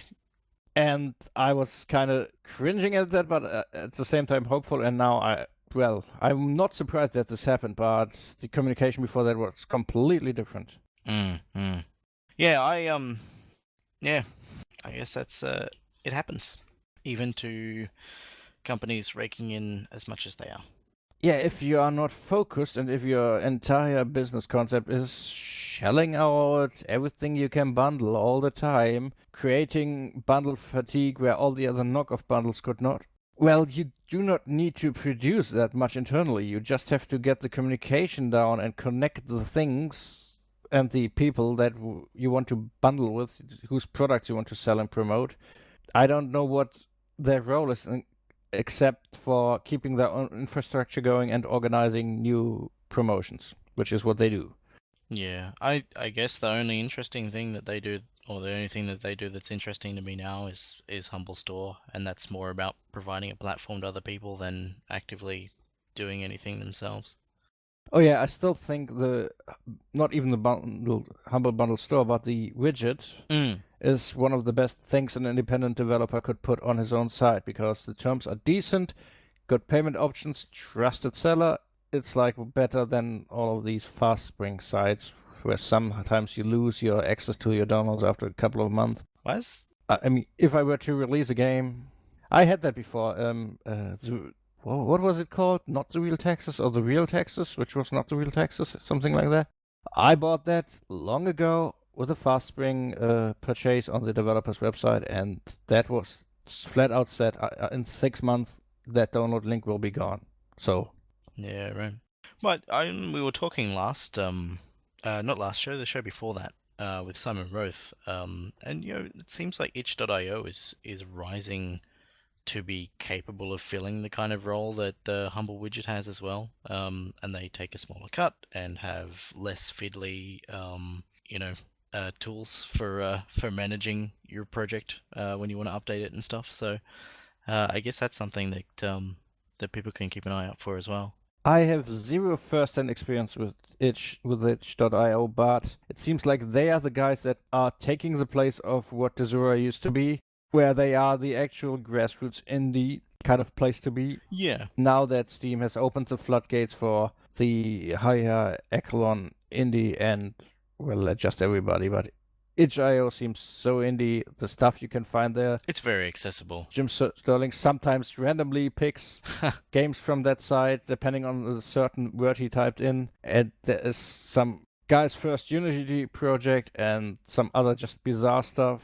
It's fun. There's also some high-profile stuff up there. I've been surprised to see a few bits and pieces of stuff that's on Steam and you would expect is doing well on Steam, but happens to be on itch as well. So it's kind of cool to see that being used as an option for distributing DRM free stuff as well. But yeah, it's like using it as a discoverability platform doesn't quite work. It's more like Bandcamp for games, I guess, is the best way to think about it. But moving on, Trine 3, The Artifacts of Power, has a Linux beta available. Have any of you guys had a chance to play that? No, I still have not finished Trine 2, and I don't know about Trine 3 because the reception has been quite mixed. But I want to hear some opinions that go beyond, it's proper 3D now and I don't like it. I want to know if there's anything at the core that is wrong, or if it's just people being afraid of change and hanging themselves in their closets because change is happening. I've got 2 hours in, and I can confidently say that 3D Trine is not for me. But what I'm playing feels like it's moving along the vectors that were established between Trine 1 and 2. So it feels like, in terms of the types of things that they did with story and the types of things that they did with presentation, it feels like it's moving in the kind of direction that you would expect. I still feel like Trine is the strongest one of the series, but if you kind of like the way that it was going, then you probably find it pretty engaging. I mean, for what it is, it seems fairly polished. But like I said, I'm only 2 hours in, and I'm finding navigating in 3D very hard. Yeah, Trine 1 it was, in my opinion, not the most polished. Trine 2 is because in Trine 1 you could solve every puzzle with stacking boxes or hooks shooting over it. I felt like Trine 2 suffered from having too many elements. It felt very unfocused. In Trine 1, like, for the most part, all the enemies were quite visible. You had a lot of situational awareness, and so, like, enemies themselves kind of felt like they were part of the movement puzzles that you had to get through, like, you're deciding how you would approach getting past something, whereas in Trine 2, like, enemies crawl out of the foreground, you don't really have a chance to anticipate what's going on. It feels much more reactionary and much less thoughtful. And plot-wise, Trine 1 feels more fairy tale-ish, and has, like, the stakes are kind of different, I guess, than Trine 2. But that's personal. Yeah, it's all very, very personal, subjective opinions. But yeah, from what I've played, Trine 3 seems okay, if you're comfortable with 3D platformers. So over at Virtual Programming, they've updated their site to show a couple of new titles on the way, namely Overlord 1 and 2. Apparently, they had Saints Row 2 and 3 listed there, but they've since been removed. I don't know what's going on with that. I do not know either, but the depots are still visible on SteamLUG, so this is not completely grabbed out of the air. If they maybe have teased these titles too soon and maybe removed them from the site again, at least it's clear that they seem to be coming. Yeah, I know when we had when we had Simon Roth on a couple episodes ago, he said he was looking across the Saints Row website and found a thing saying that Saints Row 3 was coming to Linux, which I totally hadn't looked for myself yet. He might have just confused it with 4, which has been announced for quite some time. Oh, okay, maybe that's what it is. But yeah. But yeah, I like it. There seems to be movement on that front, so if those are games you're interested in, keep your eyes open. Yeah, and on that same note, Saints Row Get Out of Hell, which is basically an Expandalone on Saints Row 4, is apparently also showing. Expandalone? Yes, that's... Is that a thing? Yes, it's like okay. expansion-sized content, but that is standalone, that you don't need the base game for. Okay. And that is also showing signs of Linux support, so seems like we might be getting the entire franchise, at least as far as it's on the PC, because Saints Row 1 was never on the PC, and it's a poop game anyway. If you say so. So also happening, one of Telltale's developers, one of their engine developers, has asked the community to step forward and express interest in a Linux or SteamOS port of Minecraft Story Mode. Finally, a Telltale game on Linux. But it has to be about the one IP I do not give a damn about.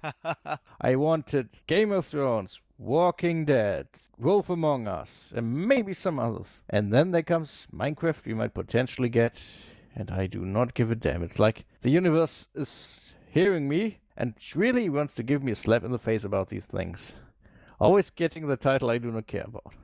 I guess that's where I sit. I'm kind of like, if it was Back to the Future, or Sam and Max, or Monkey Island, or Strong Bad's Cool Game for Attractive People, or Puzzle Agent, or anything, I would be totally all for it. But the thing to consider here is that if they do get Minecraft Story Mode off the ground, the tech investment means that their engine is on Linux, and the friction for getting some of the existing or older titles onto Linux is a bit lower, and it means that any future stuff that they do has a higher likelihood of being shipped on Linux as well. So I guess even if you're not interested in Minecraft, the implications of this are potentially quite broad. Yeah, that is definitely true. And Telltale always appeared to me like they really have a solid grip on their tech. Once they have established themselves on a platform, they just package their game for that platform and put it on there. It's like it does not even seem to be a problem. If they have their engine running on one stack, they just do it. At least that's my opinion on that. Yeah. I haven't played a lot of Telltale games, but the Minecraft one actually looks a bit more interesting to me, so I might take a look at that if it gets ported. Yeah, well, the developer is asking people to email with details of operating system and hardware. I kind of saw a post which may have hinted at him getting a larger response than he imagined and doesn't need any more testers. But he says that we aren't ready to start the test quite yet. It'll be at least a few more days, and that kind of suggests to me that has been a significant amount of work already done. So it'll be interesting to see whether how well this runs. I've put up my hand to help out in the interests of the tech investment there. Yeah, it'd be interesting to see how how it runs, how well it runs, and whether or not this developer can come up with a convincing case for Telltale to actually publish this work. So I guess a lot of that's going to depend upon the kind of expressions of interest, like the kind of market that they can see. But I would imagine that with Minecraft already existing on Linux, that makes it, I guess, IP-wise, a good match. Yeah, I suppose so. And that if that's the case, then Tales of Borderland might be a stepping stone as well, with the Borderland franchise having some presence on Linux as well. Yeah, so all in all, it's definitely good news. The biggest news for me, personally, that's come out in the past fortnight is that Firewatch has a release date. Are either of you interested in or following that game? I have never heard of it, actually. I am following it loosely, and I'm quite interested, but it seems like the game I want to know as little about as possible after it's piqued my interest, because anything seems to be close to a spoiler I see about it. I was talking about this on Twitter a few days ago, and it's like, this is the game that I am most excited for, I think, at the moment, and it's the game that I want to know least about. And when I approach the things that Kempo Sento is sharing about the game, it feels, I kind of cautiously look at screenshots or very warily approach a trailer. It feels like they don't want to show people too much either, which is kind of nice to see. Like, it does. I have looked at everything that they've shown so far, and I don't see anything that would really give people too much of an idea of what happens. But yeah, I'm super pumped for that. It's being made by a bunch of former Telltale, former Double Fine, former Disney, former LucasArts people. It's like a really cool pedigree at work there. And looking forward to seeing what stuff they've made. Exciting! Very exciting! Sorry, I'm buzzed about this game. Well, I hope it is really great for you. Me too. Looks like there's also a new Civilization Beyond Earth expansion out, Rising Tide, which, if I'm not wrong, is out on Linux day one, since the base game is. Yeah, I am. There's the base game's also been patched with a bunch of stuff. I haven't been able to find a changelog for that yet, but I haven't looked in a few days. But they've stopped the game muting on loss of focus, or pausing on loss of focus, or whatever it is that it does that makes it so I can't play it. So I've am way excited to get back into the game and actually play it this time. But I'm so busy this month that I've had to ban myself from the game. I'm like, yeah, I can't go near it, or I'll just go a week without sleep and not achieve anything. But the expansion looks really cool as well. Yeah, I tried Civilization Beyond Earth during one of the previous 3 weekends, and it didn't quite grab myself as much as Civ 5 did. Hmm. But Civ 5 was also known to be not the greatest Civ until the add-ons came out, so this might change things. But I guess I will have to wait a bit till the package deal is nicer and it's established how much Rising Tide improves on Beyond Earth's base game. Yeah. I really liked Beyond Earth when it came out, but it doesn't have as much replayability for me, I guess. What little I've been able to play of Beyond Earth, I found really enjoyable, like just the base game. But I am looking forward to checking out the expansion content as well. Like I found it much more enjoyable than Civ 5. But yeah, so if like me, you're a person who multitasks and ends up having things fall to the back of the window stack, and never know when your turn has ended, and subsequently never go back to the game, that problem has been solved.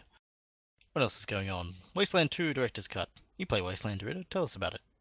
Yeah, it's pretty much the new, glorious, better, improved version of Wasteland 2 with added content, added characters, updated engine, and all the good stuff. If you already have Wasteland 2, you get this one for free. If you don't, Nice. why don't you buy this game? It's my goatee of last year.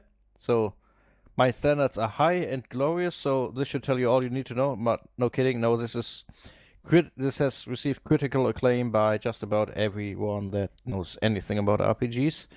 And it's definitely one of the must-play titles on Linux. Not only for the fact that it is a great game, but also for the fact that In Exile was one of the first committed big Kickstarters back in the day coming to Linux, and probably also highly responsible for Unity Engine making it to Linux.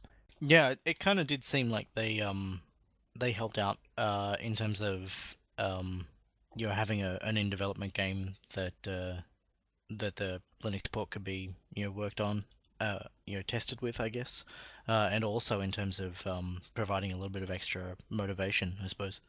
Yeah, and well, definitely a must-play title just in its own right.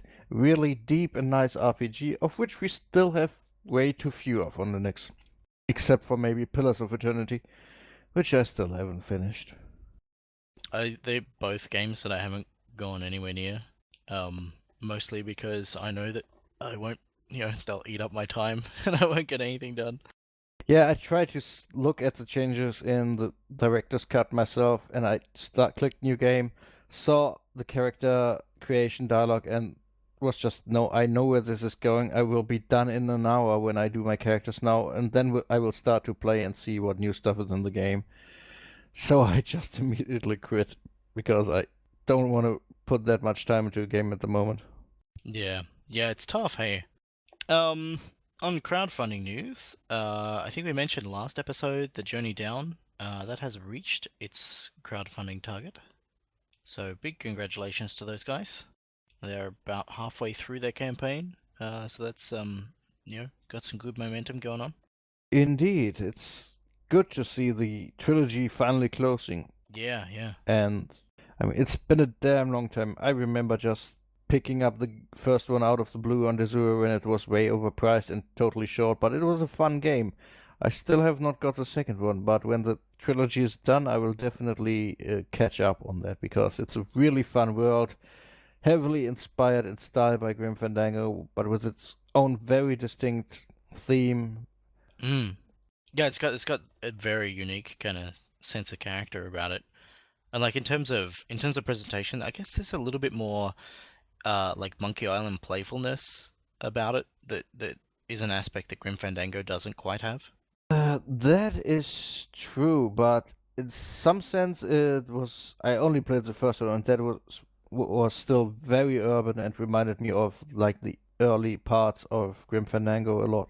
Yeah, no, it definitely has that influence there. I mean, they talk about the game commonly being described as a blend of Monkey Island and Grim Fandango. But the second chapter, like scope-wise, it's quite more ambitious. And I get the impression that they want to ramp it up again for the third installment, which is why they've gone to Kickstarter. But I'm totally gonna totally gonna. No, I don't know what I was gonna say. But I was the first backer. Hooray! The very first? Yeah. I left it for, I don't know, 10 minutes. I was like, I don't want to take the first spot. Let someone else have that glory. And then I clicked it, and it gave me a special message saying I was the first one. A winner is you.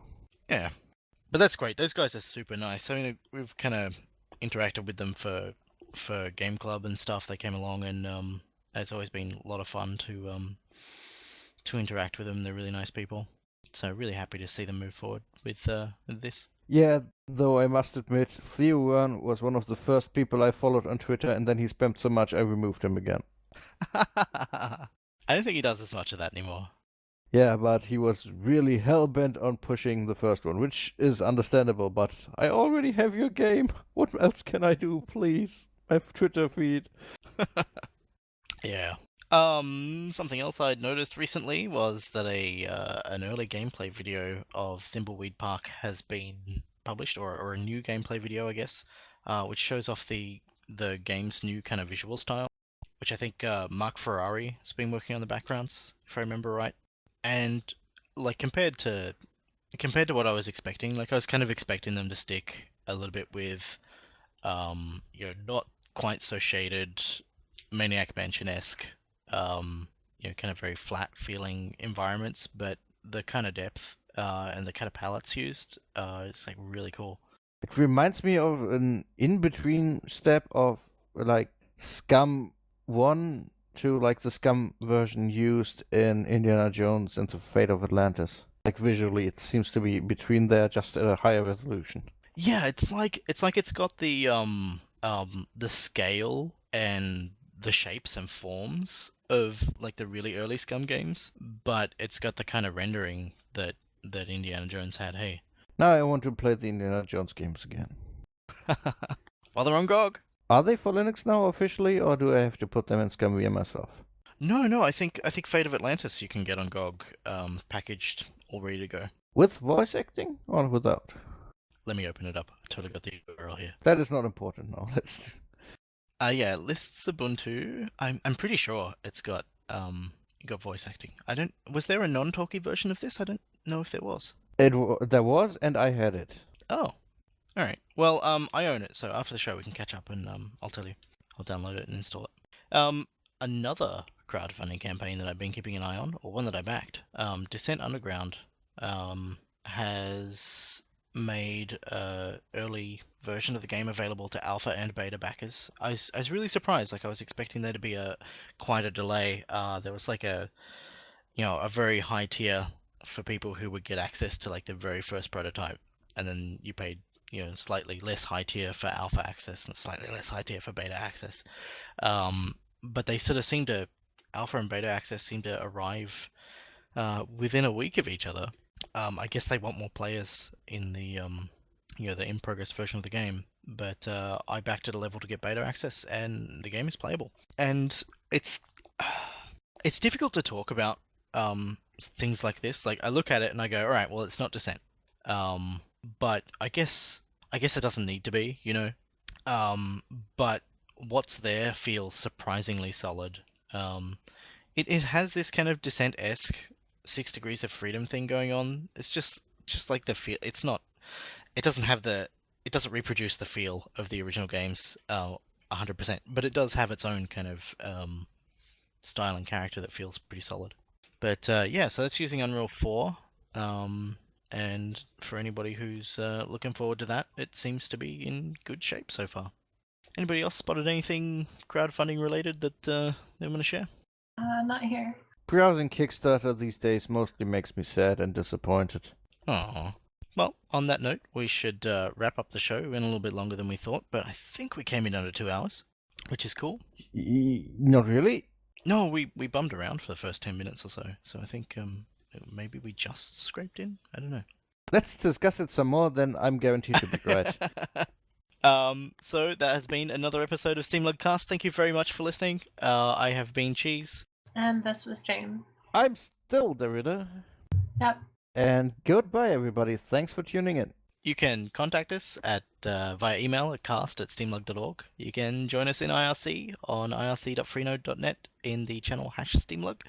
You can find us on Twitter at SteamLUG. You can find us on Google Plus as +SteamLUG. And you can find us on YouTube as SteamLUG as well.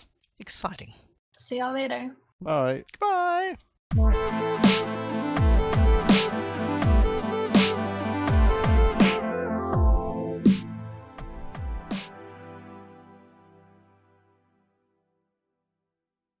Nope, don't know what I'm doing. Well, that was going to... Excuse me. But, yeah. Well, Oh, go on. nope, Kain, finish your thought. One day I'm going to be able to copy and paste this into chat. But today is not that day. Hey, there we go. There have been a couple of news sites that have been covering the some of the initial sorry, I don't know where I'm going. Can someone else introduce this topic? Well, excuse me. I wasn't expecting that to go so long, but I just really enjoyed talking to those guys. That was fun. Yeah, they were really interesting. Considering our recent interviews, this was not long at all.